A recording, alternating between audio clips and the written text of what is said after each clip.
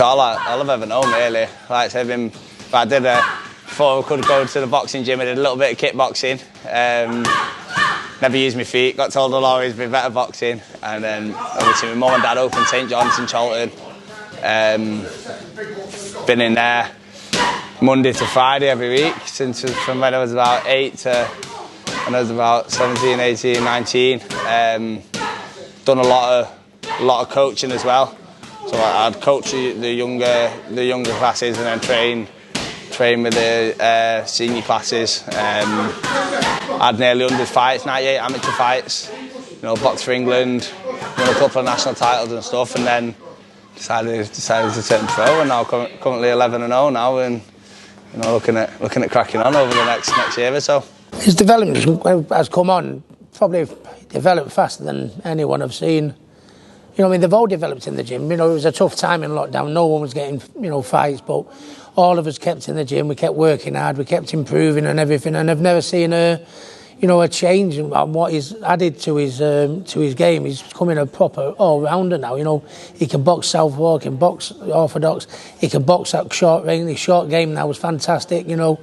And that last fight was just the fight he needed. I think it was the right fight at the right time. He's showed his potential, he showed his class in his previous bouts, but this is one where we had to show a little bit extra. We had to dig in, show his stamina a bit, show that he can, maintain the quality through the longer rounds, distance, which is what he's done. And the most exciting thing, I think, from working with him and playing him, being his main trainer, will admit, we still know there's loads to come. That's the most exciting part about the whole thing. So it's great to just be part of the journey with Brad. Yeah.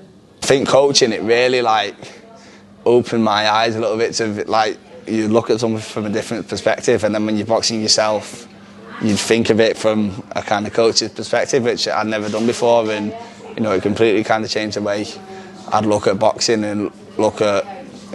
Whether when I'm coaching, you can look at it from a boxer's point of view, or whether you're boxing, you can look at it from a coach's point of view. And I think it'd be any young lads, it'd be meant to get involved with just to help you boxing. But so many things in it, I wasn't a shy kid at all, But I think the fact that by the time I was 14, 15, I was teaching classes of 30 adults, my confidence and. Just speaking in public and stuff like that, it gave me a massive boost. And, just outside of the ring now, I think it's helped me grow, helped me mature a lot faster and stuff like that. But yeah, I'd recommend it to anyone, not just for the boxing side and helping you progress as an athlete, but you've got to do it outside the ring as well.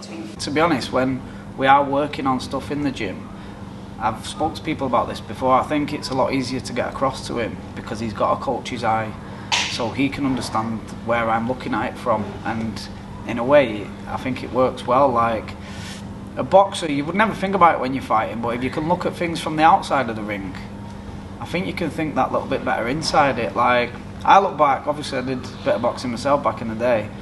And I think yourself down, Blair. Everyone knows what an amateur. I know, that sounds like he's just done a bit of box fit or something.